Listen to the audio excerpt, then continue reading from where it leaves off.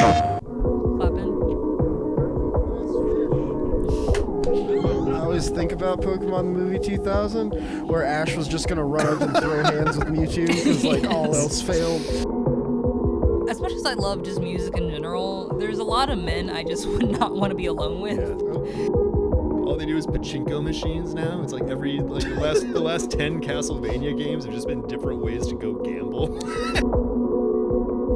One of the gnarliest things we've ever done. It was me plus 5 guys and 650 pounds of oversized equipment. Oh. Just casually moving through airports every day or every other day. I want to give you the scoop firsthand. I unplugged everything beforehand so I could make zero money off a viral video.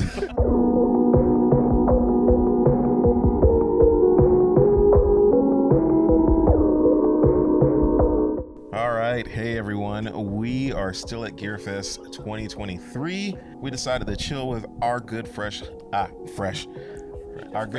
Yeah, I'm thinking fish now. Fresh fish. I was like, Tia, you do this. Oh, okay. Well, welcome back. I'm Tia, and we're joined today by a special guest, Hunter, or also known as AguFish. Yeah, thanks for having me. This is super professional. I love it. Oh yeah. Oh, you have no idea. It gets even more professional from here. Yeah, this is my level. So yeah, all right, let's go. So yeah, we've been at GearFest meeting other content creators, which I don't know how to. I don't know how I feel about that term, but that's a different story. It's better than influencers. Yeah, influence. I will agree with that. Yeah. I will agree with that. I was told not to swear in the first minute, but yeah, I don't like that term. Yeah. Yeah, I'm with you. Same boat. It's nice meeting more of our YouTube friends in real life because then it's just like, being a fan, especially of your channel, and just like, oh, he exists. He's real. Yeah, you guys too. Yeah, I know. Like, oh shoot. Yeah, we exist. So we figured we do a quick working class podcast or working fish podcast. What do we call it? Tilapia. What? Yeah. Working class fish. Yeah, working class fish. So that works. Cast. Yeah, let us know in the comments. So I figured we'd just have a little chit chat, get to know each other more, and just shoot the shit. Is it 1 minute early? Yeah. Yeah, we're good. Okay, cool. All right, cool. So yeah, I guess let's talk about GearFest first. Yeah. It's funny because I missed you yesterday when I was doing this. They had me running around asking everybody the hottest piece of gear that they've seen at GearFest so far. So I'm going to pose that question to you. Oh, that's a tough one. That's a real tough one because obviously they had. Are we allowed to talk about the? No.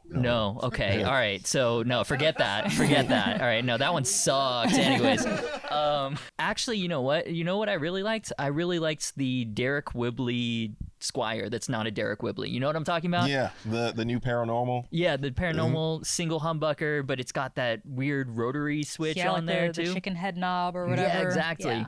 I thought that was super cool. And what's extra cool about it is it's not something that Fender does right now either, so it's not like a cheaper version because you can't afford the other thing. It's like its own thing. And I'm a huge Sum 41 fan. I come from the pop punk world. Yeah. And it's like that, but upgraded with that crazy wiring. And so I mean, I know there's the fucking Marshall Wall and shit, but that Squire is really what stood out to me. Oh, I'm gonna have to ask you about Chuck later. Okay. We're gonna talk about that album. I love it, but all right. So we can have a little circle jerk about that later. All right, cool. So I guess also I'm gonna pose that question to Tia because when they did that, we were about to film something. I was like, no, we were just done filming. But yeah, I was going to the bathroom, so I didn't get to ask you. So Tia, what is the hottest piece of gear you've seen at GearFest 2023? I am a little biased. You already know what my answer is going to be. Oh, I know. It's going to be that American Vintage 2. Technically not even something that was on Showcase here. But if we're only talking about Showcase items, my number one pick, I don't know. I feel like I'm going to put on the spot here. Oh, I did that to everybody. Ryan's was the funniest. The time of humans is over, and it's time for the machines to rise. So what you're saying is the Rev Skynet. I'm ready for Rev Skynet. Well, I can't. No, have you met Ryan? It's like there's no topping Ryan. I don't have a burger in front of me. I can't make that joke. Yeah. I don't know. I feel like everything has been a bit of a blur. Guitar-wise, outside of PRS and the D'Angelica, what have we played? We haven't really played a lot. Yeah. We've had the Tim Henson. Yeah. That was different. That's not exactly what I was expecting, but that was also a really cool guitar. I don't want to call that the number one though, because I've seen that before. The nylon string. Yeah, with That is pretty nice. Yeah. Yeah, I don't know. Can I get back to you on that? Yeah. You can do that. No. Oh. No. Oh, yeah. Okay, so Hunter we said no. we got a yes and a no. So I I'll know give. Hunter said no. I'll He's give- running the show. I'll Fuck give- that. yeah. No. Okay, the I Miles have to do Kennedy something PRS, right now. like the 6-string Ibanez bass. Okay, that was pretty cool. The half and half neck, where Yeah. it was like a half fretless, half fretted or whatever. That thing was kind of ridiculous. Yeah. That thing was really cool. I want to see someone who isn't me play that, and like play it well, because that's like the type of bass that like deserves to be like fucking like. I don't know. Yeah. Yeah. Yeah, fuck yeah. It Bass just player. needs to be fucking, that. Bass players, you know what I mean. Yeah. I'm gonna answer that question because I didn't get to answer the fucking So question. Jason, what's the hottest piece of gear? Well, Tia, the hottest piece of gear that I've seen that I'm not getting paid to say is the new PRS models. Those are Yeah, to be real, let me stop. Yeah, to be real, honestly, I've been pleasantly surprised by that PRS. Just like, which one, the Miles Kennedy or the which one had the thicker neck, the satin neck? Kennedy? The Kennedy? Yeah. That's the one I was surprised by. I was very surprised by that one, only because I didn't know what to expect given the bands that he's associated with, and I didn't expect it could clean up like that. Oh yeah. And then like for me, the satin neck felt super comfortable. Yeah, that was probably the coolest thing that I've seen or played. As far as other things go, I can't really say the Cunife Jazzmaster because those pickups I already have, so it's just like, I bought them too, so Yeah. Yeah, No, so- we're speaking purely off of like in front of our face for the first time ever. yeah. Yeah. I think PRS takes the cake. Yeah, I would say PRS easily takes the cake on that. And I'm being biased. I'm gonna be honest with you. I think Sunkel Paul, like just him being awesome and like just their whole team being awesome, made that guitar better for me because it's just like this dude cares. Like he cares, and like knowing he cares, it's going to be a good product. Oh yeah. No, like just from the type of person that he seems to be, it makes sense that like such great quality instruments come from a line bearing his name. Yeah. Yeah, it's also crazy because like the Telecaster's been around forever, right? Mm-hmm. And a lot of people, they'll do like the same thing over and over again because that's how they did it in the 50s. They'll do their take on it. Yeah. But that's still clearly like a Telecaster. But the way that the Miles Kennedy is, it is a T shape, but it's very much a PRS. Like everything from the wiring, really like impressed me. Where it's like rather than rather than roll back the tone or whatever, you just the little the pull, and it's right where it needs to be for where he likes it. I mean, it's just so well thought out. And yeah, again, it's like a PRS circle jerk, but like it actually is a very, very cool. But it's a deserved circle jerk. Okay? Yeah, exactly. Yeah, well deserved. Yes. Yeah. I don't know, since he's our sunkel or son or uncle, that's getting weird for me. But yeah, I guess that's it as far as like the hottest. But other than that, like this is your first GearFest, right? Yeah. Well, technically no, but like I was here in 2016 before I really had a channel, and it was all the tents outside, and it was like a gear tailgate thing. Gear tailgate. Yeah, and it was like pouring rain at certain times, and they weren't sure if like the amps were gonna turn on after the rain and stuff. Like it was a lot wilder, especially with like 20,000 people here as well, so like it was a security nightmare. Like one of my drivers was like the former head of security here, and he's like, never again, like never ever. So this is a lot more chill because you can actually like talk to people. It's not like NAMM where you're shouting over each other and you're just trying to get somebody's attention, and it just turns into nothing. Yeah, no, like having these spaces, it does create a better opportunity to create like content that's like easier to make and also easier to listen to. Yeah, exactly. And we're in fucking Mitch Gallagher's office. Like, right? you met him, we were just like, all right, recognize the bro. background. You might recognize, hi, I'm Mitch Gallagher.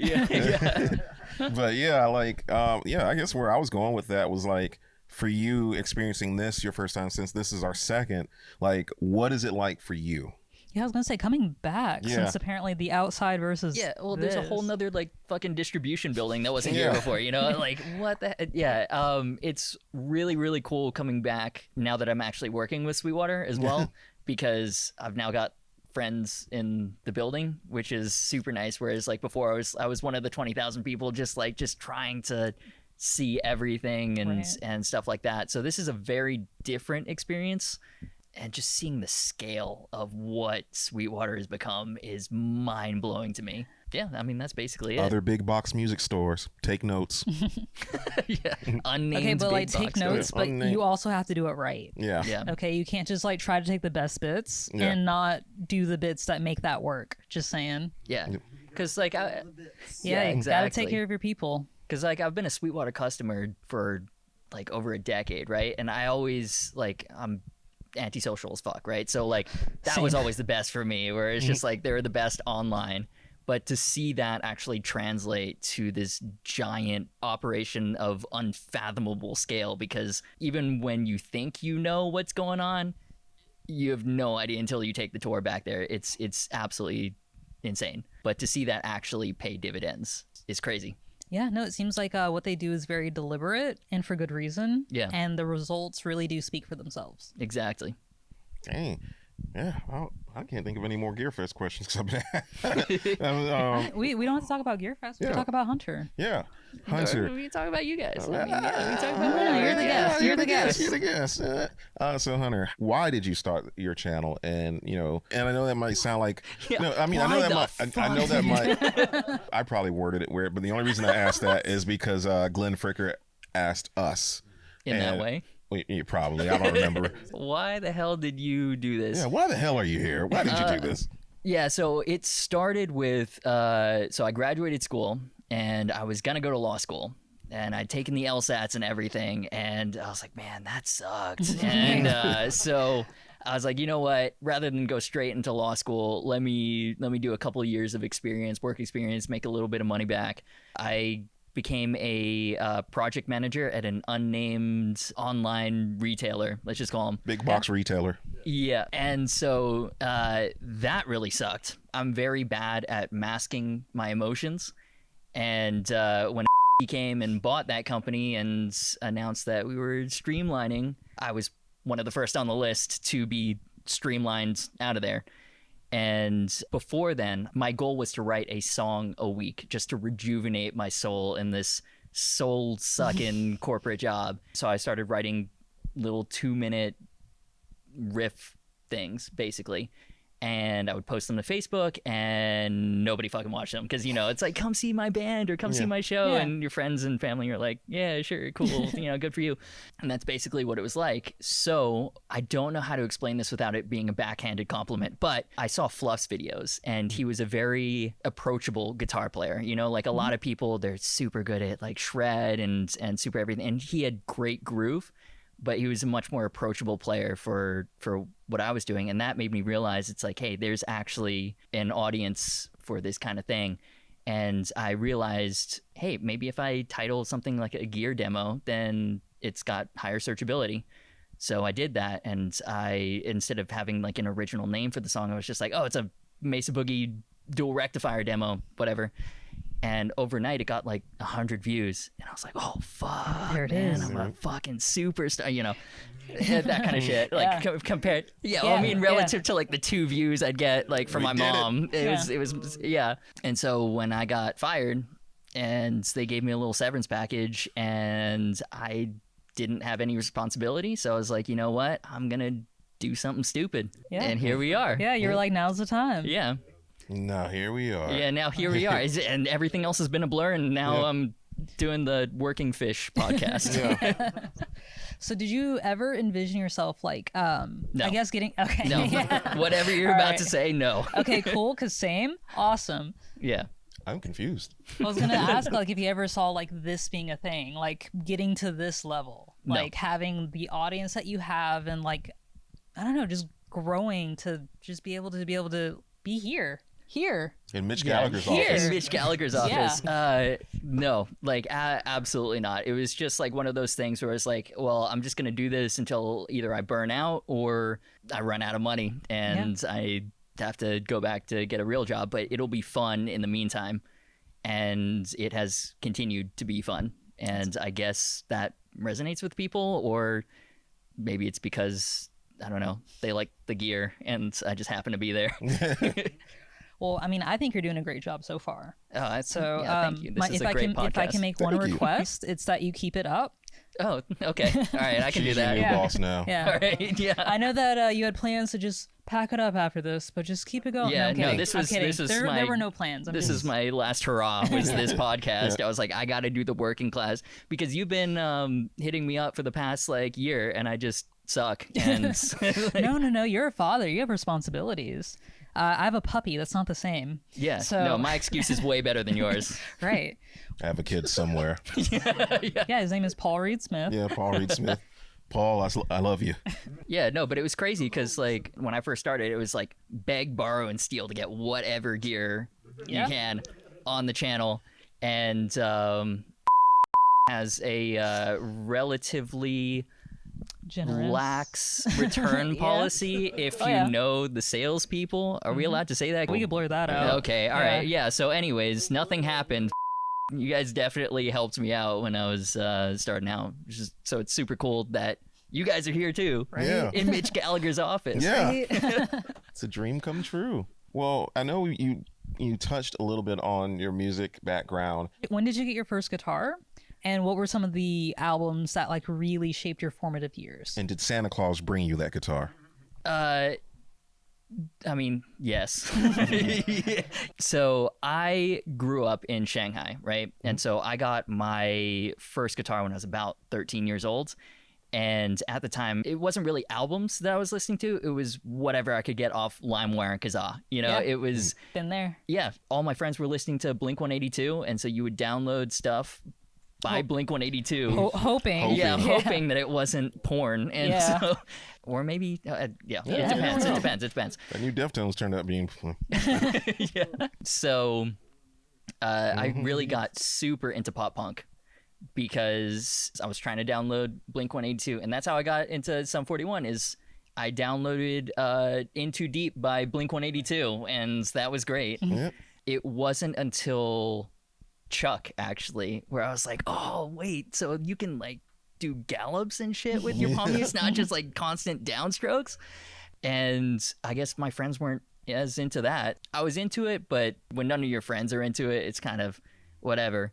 When I got back to the US though, I started getting really into Lamb of God. As you do. As you do. And I was super inspired by Mark Morton's style of playing. And so it just got heavier and heavier from there, where now I'm hanging out with deathcore guys and I'm trying to incorporate pop punk stuff. And they're like, yeah, you could do that, but if you add dissonance everywhere and, dime the gain, then you can make it even heavier. Yeah. And I was like, wait a second, you can. And so it's not that I'm out of the pop punk stuff. It's just that most of the time when I send a riff out that I'm working on, it's to the guys in Carcosa, Andrew Baina and Johnny, I can't pronounce his last name. He Johnny fuck whatever. Yeah. And they're like, yeah, it's great, but add ambience, add dissonance here, and fucking drop the tuning by a whole octave, and you're good. So yeah, that's basically where the heavy comes from. Dang. Do you have a top 3 of your favorite deathcore bands? Carcosa. Okay. Carcosa, Darko US. Okay. And I guess Spirit Box. I don't know if Spirit Box counts or not, but I love them. In a lot of similar playlists. Yeah. They have deathcore elements for sure. But they definitely mix other things in there. I should really keep this to my face. They definitely mix in other elements in there as well. So it's really hard to just put them into a single box. Exactly. But I would still count them. Well, you can't put them. They put themselves in a single Spirit Box. Yeah. Oh man, so, you're right. I like this guy. I like this guy. I'm a dad now. Yeah. It's a requirement. Yeah. Before he left the hospital, they're like, you need to sign this. Yeah, exactly. Give me a little cheat sheet. Dad jokes are they're mandatory now. So are you originally Wow, I feel like I'm a racist. So you're originally from here, boy? Yeah, where the hell are you actually from? Where are you from? Yeah, because like Shanghai to here is obviously like a difference. So like, how did, if you care to, you don't have to. No. But like, kind of how like. I want to know if you're legal. No, Yeah, am I legal? Yeah. That's not the question. Actually, what's your immigration status? I've actually got a different question. So how I like would this you podcast. how would you say each one of those places shaped your like musical identity? Because I know that you said back in Shanghai you didn't have friends that were into the same music, and then coming over here, Lamb of God, and then like kind of opened up. Did you find that over there, were you trying to like talk music with people and they just weren't having the conversation, or they legit just weren't into it, and so you dropped it, or did you kind of keep going by yourself? That's kind of what happened, where it's just like everyone's listening to pop punk, and then they got into EDM, and I was like, well, I mean, that's cool and everything, but like I downloaded Nothing Else Matters by Sum 41, I guess would have been like the LimeWire title, and that started a whole new thing, and EDM just never really bonded with me. I do like trance and stuff when I'm working and writing because it's less distracting than Johnny's fucking deathcore growls. Yeah, no, it's more of a place and time thing. Exactly. You know? But it really got me onto my own sort of musical journey, being so disconnected from the Western music scene. So when I came here and I was actually able to see bands for the first time, that was huge. Like I went to what was it called? Rockstar, or was it Uproar or something? It was Uproar. Uproar? I'm fairly certain it was Uproar. Oh man, and I saw Hell Yeah with Vinnie Paul in there, and I was like, oh my god, it's Forgot like, about Hell Yeah. Hell like, yeah. Yeah, they were at the Jägermeister stage, and I got all the way to the front, and I was like, oh my god, that's like the fucking Pantera guy. And yeah, I don't know, it was wild because I didn't realize there was such a community behind it before, especially, you know, growing up, and my parents obviously, you know, they're like, why the fuck is everybody yelling all the time? And I'm like, I honestly can't explain. I definitely think that's a thing where most parents are like that. Yeah, but the Especially black parents. stereotype is I would just say of like really of any like honestly that's all parents. That's Yeah, not that's even it. it's not even a racial thing. Oh no, that's it. That's I all said that. parents. Yeah. I would say parents just don't understand.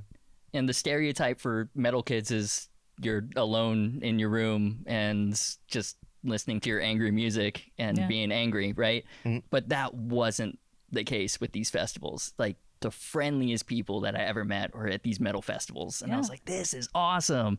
So I don't really know where I'm going with this. It was just like, it was a very, very different thing from Shanghai, and especially the government being the way that it is over there. A lot of the bands are banned from even going there, even if they would be willing to make the 1,000-mile journey. So it's almost like going from like a musical desert to like just being transported to like the largest body of water. Yeah. Essentially. Well, like you were so thirsty for like this thing, and then you come Parched. in these Yes. parched. Absolutely parched. Yeah, musically parched. Yeah. And then you come over and you go to these like a metal festival, and you just see like, oh no, like I don't want to say like it almost like awakens something in you, but when you see like that sense of community and you get to experience it firsthand, there's really nothing else like it. Yeah. Like people are here for a common cause, a common goal, to see some sick ass bands play some great music, and to have a great time while doing it. The funniest part about it, right, is that Shanghai is a city of 27 million people, I think now, right? That's a lot. So it's a ton of people. And then when I moved to Atlanta, and everyone was telling me it's the biggest city in the South, And you're like, and where the fuck are the people here? It's like You're like, 400,000 people. Like there's That's no one it. here. But it was going to a place where it was like more of my people. And bringing it back to GearFest, that's what's kind of cool about it, because like most of the time, I mean, you guys have a whole crew back here, which is wild and awesome. But for me, I'm like, you know, just talking to a camera the whole day, and it's just me. And most YouTubers are kind of like that. But then coming here, where there's like other people that do the same thing that we do, it's like, it's again, Fort Wayne, such a small, like, you know, not a lot of people here, but it's more of like our people, which is really, really cool. yeah. So I have a question. What was your first guitar, and what is your current favorite guitar? Okay. First guitar, it's a Squier Bullet Strat that Fender denies having like it. According to them, they're like, it doesn't exist because it says bullet strat. Okay. It's got the big 70s headstock. It's got a full thickness, what looks suspiciously like mahogany body, which like the bullets usually have like the thinner plywood or like basswood or something, but it's got a full thickness body, which really I was upgrading the shit out of it, and I bought the wrong parts because like it fits proper Fender parts, which shouldn't happen for a bullet, but everyone that I started with, like they also got the same guitar. So, you know, it wasn't just a fever dream that happens, like it's a real guitar, and it's got one of the best necks that I've played from any Fender or Squier ever. It feels oiled like a Music Man. Okay, so you just won. Like, Yeah. like just Yeah. right out the gate, you're just Well, like, all right. Luckily, it was a good guitar. Otherwise, like I might have just given up on it, right? Yeah. So I've since modified it. It's got hip shot locking tuners. It's got a custom Buddha pickup set in there where the humbucker is chrome covered, and it's got a ceramic bar with 2 Alnico flankers, and it's just absolutely wild. I love that. It's still hanging up on my wall. And my current favorite, though, is a 1974 Les Paul Custom that I rescued from the trash. And Ugh. Before we get in that, tell us that story. Like what Yeah. what dumpsters are you hanging out in, Yeah, in Georgia? Because where do I need to go to just find a Les Paul? It's the reverb dumpster basically, but it was nobody else wanted this thing. It was bad. It was like somebody had taken it, but they're like, you know, I don't really want a Les Paul, I want a Jazzmaster. And so they tried to change this thing into a Jazzmaster is our best guess, because it was routed. You know, like some guitars have a swimming pool route. This basically had 2 jacuzzis, right? And it was impossible to get anything in there. So we had to redo that. There's like holes past the bridge that look like it was like a Jazzmaster tailpiece, and the fingerboard, it had been refretted, right? Shittiest refret you've ever seen. It had also been re-radiused. Oh. Right? But it was like an 8 to like an 11.25 inches. So they'd started trying to re-radius it. Yeah. And then they're And, like, like, fuck gave this. up. This is hard. And so it was garbage.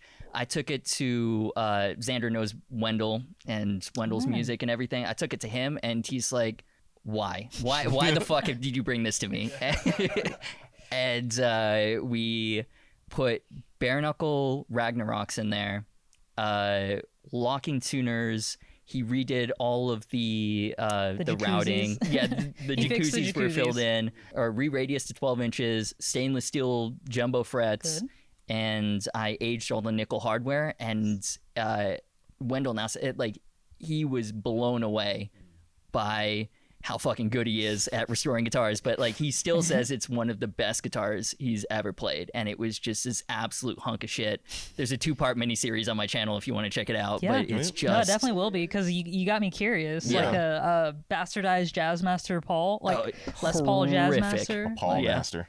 Paul Master. Yeah, that sounds better than what it was. A less jazz. Less jazz. That works. That's basically what it was. All right, Desert Island rig. So that one through guitar, one amp. That through a Hughes and Kettner Triumph Mark III. Okay. And one pedal. One pedal?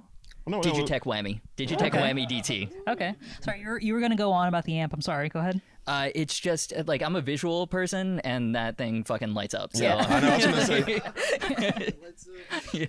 Yeah, so it lights up, and it's got 6 amps basically. It goes everything from Fender Clean to Vox to a cranked Marshall to a 6505 to a rectifier, and then their own shit that's like a rectifier plus like an outrageous amount of gain and bass. Okay, yeah, no, that's the one. That's the amp. All right. Yeah, that was pretty cool. Probably had the best answers. Like, no, you definitely, yeah. No, And a built-in noise gate, so you don't. And a boost that's tailored to each channel as well. So like you literally don't need any pedals with it besides the whammy. I mean, yeah, no, that's a great pick. Am I supposed to ask you guys any questions? Well, it's, like, it's your show now, I think. It's your show. So. Okay, so like, what's your desert island rigs? I'm gonna say right now, with the American Vintage 66, I put the actual 66 pickups and wiring in there. Ooh. So it sounds phenomenal. So that would be the guitar. I would be good with a deluxe reverb of some kind or some version of that. If I did a pedal, oh God. Whammy DT. I'm surprised you didn't say like matchless or something for your amp. No, it doesn't have a built-in reverb. Okay, just surprised. Deluxe would have been like one of my answers. No, I love deluxe. Deluxe reverbs are my favorite amps. Like out of all of them, they are my favorite. So I would say that as far as the pedal, only because I like weird shit and it's kind of cheating, I would probably say the Chase Bliss Mood 2. Okay. Yeah, because then it's like I have a delay, the weird shit, and a reverb on top of it. So it covers everything I need to do. Okay. Yeah, in my in my stomach, I could feel the word Chase Bliss about to leave your lips. Oh, yeah. It was either that or Strymon. Nah. Well, Churchy boy. yeah. Yes. Yeah, I'm an atheist, which is funny. Yeah, the rig would say otherwise, but yeah. So my desert island rig would be that Strat, the American Vintage 2 Strat, my orange rock reverb, and I am gonna probably cheat a little bit here. I don't know. Let's say like a Helix. I'll have all the sounds. Yeah, that is cheating. That is but very I'll- much cheating. Yeah, I'll accept it. Yeah. I don't know. I'm the type of person if I have to have one thing to do it all, I want it to do it all. You know. Yeah. So I don't know. That's pretty much it. Yeah. Yeah. So No, we try I to. guess we're good to go ahead and wrap up then. Yeah. Is this how it normally goes? Or I mean, Yeah. yeah. Well, firstly, if you guys haven't, check out Hunter's channel, and thank you, Hunter, for being here with us and letting us torture you like this. No, I appreciate you cutting me some slack with the scheduling and everything. Yeah. And it's cool that we're both in Atlanta-ish, and we had to go all the way out to Mitch Gallagher's office. To finally meet. To find Mitch Gallagher bringing people together Yeah. and gear. So yeah, check out Hunter's channel. I pronounced it wrong. Have I been saying it wrong too? It's interpretive. I wanna It's a hear- made I up say word. Agumon. I want to hear it from the fish's mouth. How do we? I call it AguFish. AguFish. AguFish. Thanks again to Sweetwater for putting on GearFest 2023. Hope to come back for many others. This has been awesome. And thank you, the viewer, for checking this out. I don't have a catchy catchphrase at all. I just need coffee. So later. Thanks, guys. Yeah. Adios.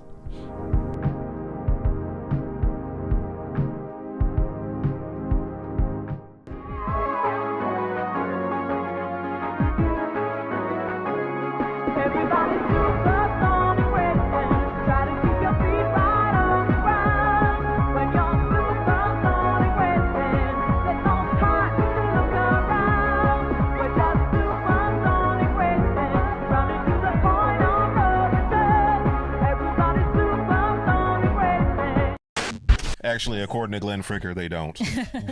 True. Well, according to Glenn Flicker, I'm a guitarist, so I'm dumb as shit, which is honestly a great read on me. Oh, wow. So that was accurate. Yeah, he's been awesome. He But has been. working class fish. I like it. Yeah. Like a tilapia. Yeah.